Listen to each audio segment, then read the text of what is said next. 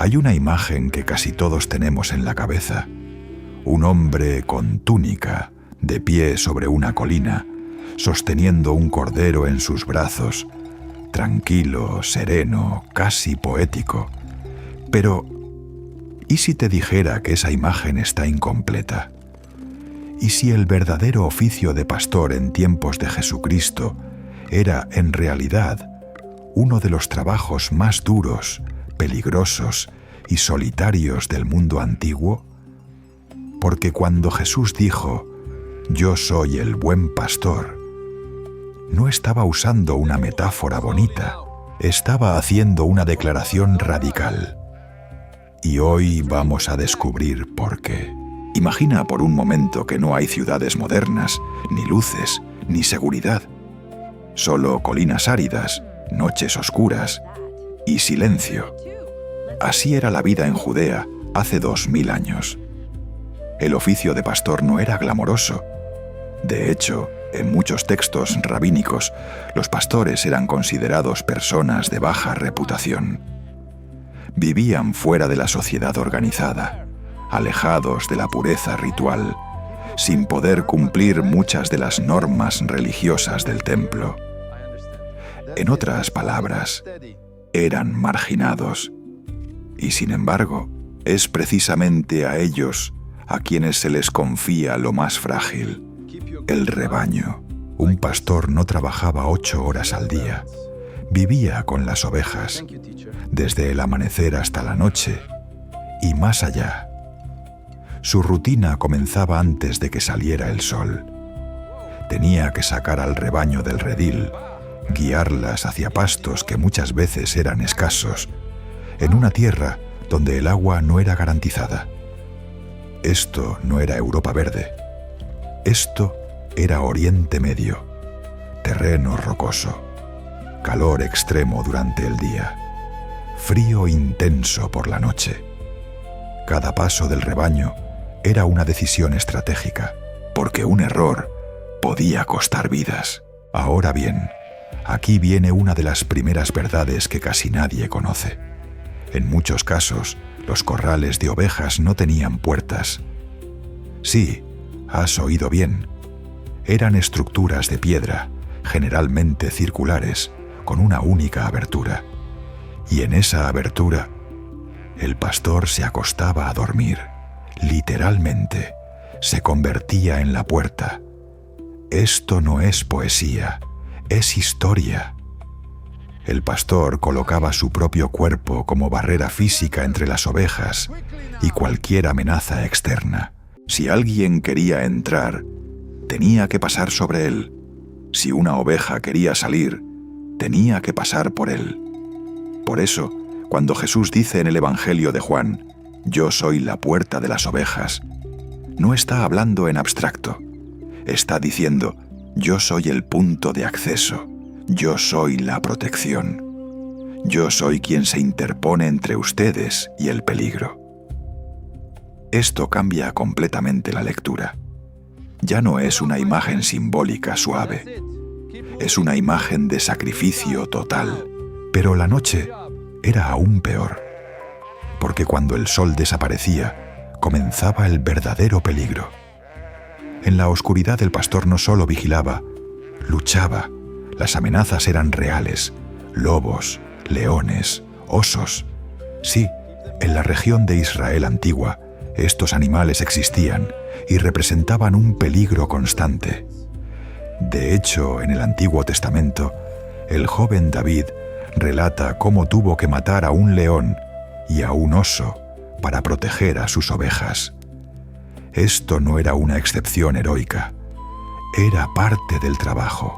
El pastor llevaba herramientas simples, una vara y un cayado. La vara era un arma, el cayado una herramienta de guía. Con la vara golpeaba, con el cayado rescataba, y muchas veces tenía que usar ambas cosas en la misma noche. Pero no solo eran los animales, también estaban los ladrones, bandas que robaban ovejas para venderlas o sacrificarlas. Y aquí hay algo importante. Un buen pastor no huía. Un asalariado sí. Esto es clave para entender otra frase de Jesús. Cuando Él dice, el asalariado, al ver venir al lobo, abandona las ovejas y huye. Está describiendo una realidad conocida por todos en su época. El pastor verdadero se quedaba, porque las ovejas no eran un trabajo, eran su responsabilidad, incluso su identidad. Ahora bien, aquí viene otra de las verdades más fascinantes. Las ovejas reconocen la voz de su pastor. Esto no es solo una idea espiritual, es un fenómeno real, documentado incluso hoy. En los rediles comunitarios, donde varios rebaños se mezclaban, cada pastor tenía que llamar a sus ovejas, y cada oveja respondía únicamente a la voz de su propio pastor. No seguían a cualquiera, no respondían a sonidos desconocidos, solo a la voz que habían aprendido a reconocer. Esto implica algo profundo. El pastor no guiaba desde atrás, empujando, guiaba desde delante, llamando. Las ovejas no eran conducidas por miedo, eran conducidas por confianza. Y aquí es donde todo se conecta. Cuando Jesús dice, mis ovejas escuchan mi voz, yo las conozco y ellas me siguen. Está describiendo una relación íntima, personal, construida en el tiempo. No es una obediencia ciega, es una respuesta basada en reconocimiento, en familiaridad, en vínculo, pero hay un detalle más, uno que eleva todo esto a otro nivel. El pastor estaba dispuesto a morir por sus ovejas, y esto no es exageración. Si un depredador atacaba, el pastor no tenía refuerzos. No había policía, no había ayuda, solo él contra la amenaza.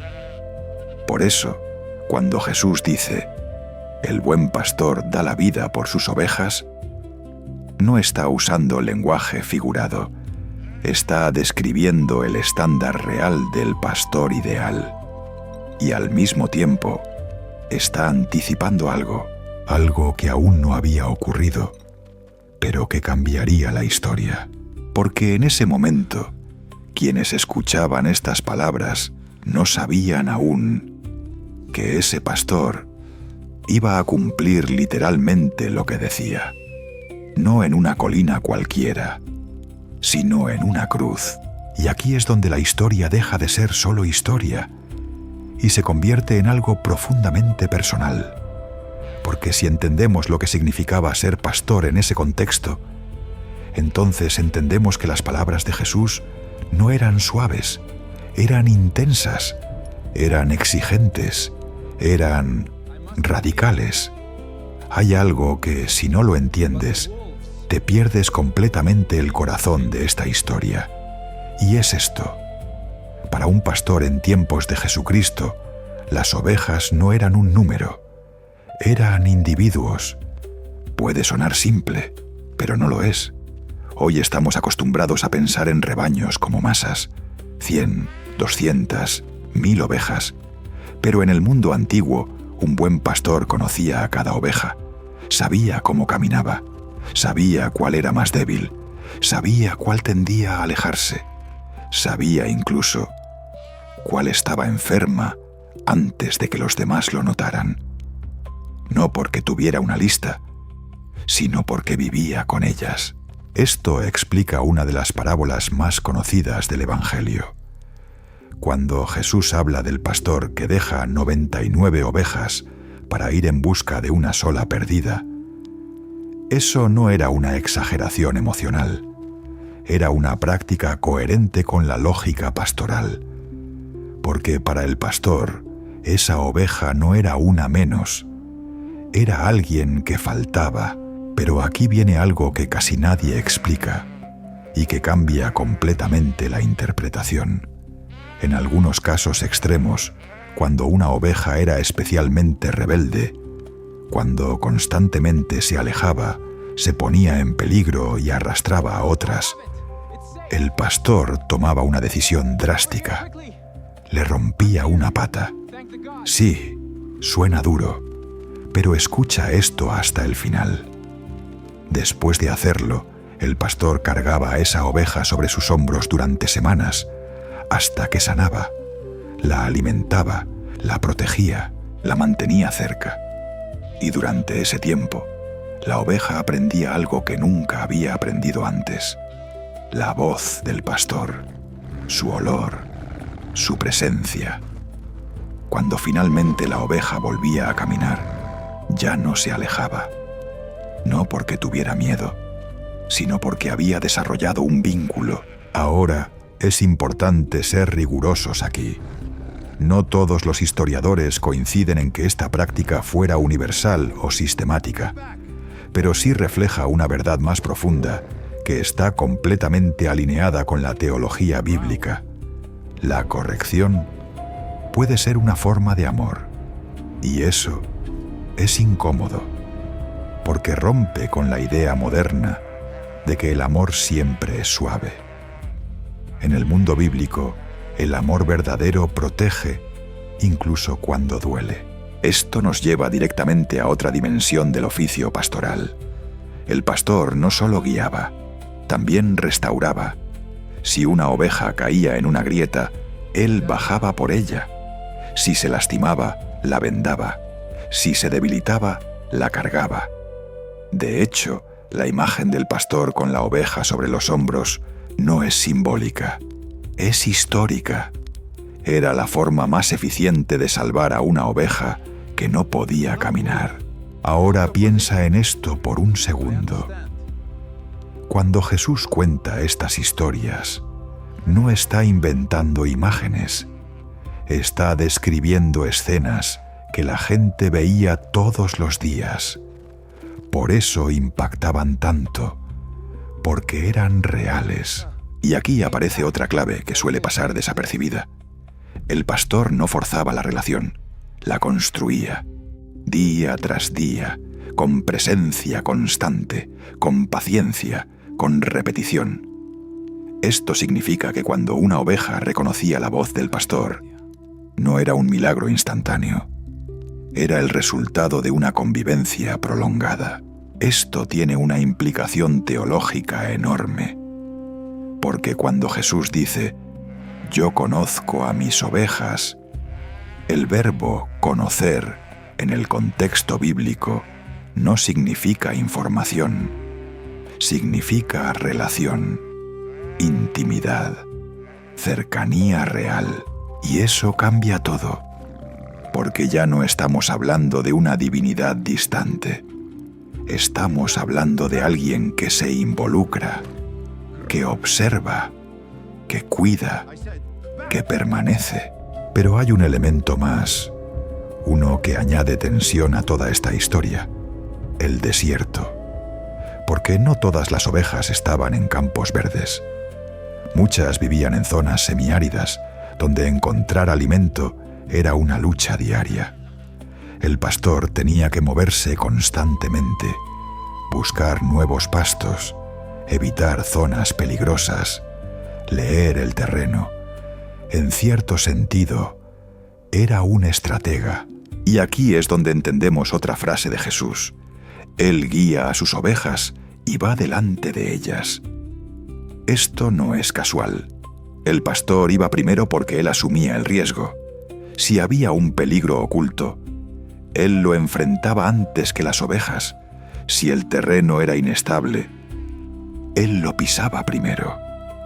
En otras palabras, el pastor no pedía a las ovejas que fueran a donde él no estaba dispuesto a ir.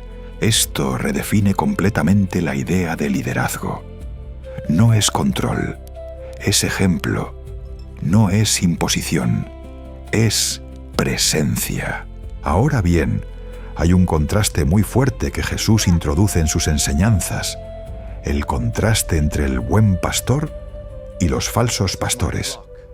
En el contexto del siglo I, esto tenía una carga política y religiosa muy intensa, porque estaba señalando indirectamente a líderes que no cuidaban al pueblo. Líderes que se beneficiaban, pero no protegían. Y esto no era nuevo. Ya en el Antiguo Testamento, el profeta Ezequiel denuncia a los pastores de Israel que se alimentan a sí mismos en lugar de cuidar al rebaño.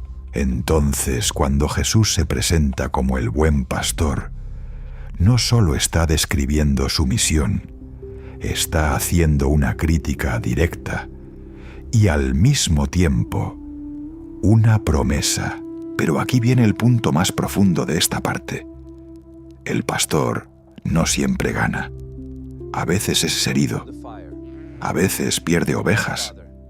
A veces muere. Y eso nos prepara para entender algo que, en su momento, fue incomprensible para muchos: que el pastor podía ser sacrificado. Porque en la lógica humana, el pastor protege, pero en la lógica divina, el pastor también se entrega. Y esto nos deja en un punto de tensión. Porque si el pastor muere, ¿qué pasa con las ovejas? ¿Quién las guía? ¿Quién las protege? Es una pregunta profundamente humana, porque en toda la lógica del mundo antiguo, el pastor es el protector, el que permanece, el que no cae. Y sin embargo, Jesucristo rompe completamente ese esquema. Antes de responder, necesitamos entrar en una escena concreta, no una parábola. Una noche real, oscura, tensa, en el huerto de Getsemaní. Ahí, Jesús no está hablando de ovejas, está a punto de ser arrestado. Y sin embargo, lo que ocurre en ese momento revela exactamente el tipo de pastor que Él es. Cuando llegan los soldados, Jesús no huye, no se esconde, no abandona a los suyos. Al contrario, da un paso al frente y pronuncia una frase que en griego es extremadamente poderosa. Y aquí es donde entra otra dimensión que muchas veces se pasa por alto. Jesús no deja a sus ovejas sin estructura. Confía su rebaño a otros pastores, pero con una condición muy clara: que amen. Después de la resurrección, hay una escena clave junto al lago. Jesús se encuentra con Pedro, el mismo Pedro que lo había negado 3 veces. Y Jesús le hace una pregunta: 3 veces, ¿me amas? Pedro responde que sí, y cada vez Jesús le dice: apacienta mis ovejas. Esto es profundamente significativo, porque establece un principio que sigue vigente hasta hoy. El liderazgo en la Iglesia no se basa en poder, se basa en amor. El pastor verdadero no es el que domina, es el que cuida, el que sirve, el que está dispuesto a dar la vida. Pero aquí hay algo aún más desafiante, porque esta historia no termina en el siglo I, no se queda en los textos, se proyecta hacia nosotros. Porque si el buen pastor sigue llamando, la pregunta ya no es histórica, es personal. ¿Reconoces su voz? En medio de tantas voces hoy, ruido, opiniones, ideologías, distracciones, ¿eres capaz de distinguir la voz del pastor? Porque según la lógica de este relato, no todas las ovejas siguen, solo siguen las que reconocen. Y eso nos lleva a una conclusión que no es cómoda, pero sí verdadera. El problema no es que el pastor no hable. El problema es que muchas veces no estamos escuchando. Y sin embargo, la historia del buen pastor no es una historia de fracaso. Es una historia de búsqueda constante. Porque incluso cuando una oveja se pierde, Él sale a buscarla. Así que tal vez la imagen más precisa no es la de un rebaño perfecto, sino la de un pastor incansable que sigue caminando que sigue llamando, que sigue esperando. Y aquí es donde todo se cierra. El oficio de pastor en tiempos de Jesús no era fácil. Era peligroso, exigente, sacrificial. Y exactamente por eso, cuando Jesús dice, «Yo soy el buen pastor», no está ofreciendo consuelo barato. Está revelando el tipo de amor más radical que existe. Un amor que protege, que corrige, que busca, que llama y que incluso da la vida y luego la recupera. Si esta historia te hizo ver a Jesucristo de una manera completamente diferente, entonces no te quedes en silencio. Suscríbete ahora mismo y activa la campana, porque en este canal no solo contamos historias, revelamos lo que realmente significan. Y antes de irte, déjame preguntarte algo. ¿Tú reconoces la voz del buen pastor? ¿O estás siguiendo otras voces sin darte cuenta? Escríbelo en los comentarios. Quiero leerte.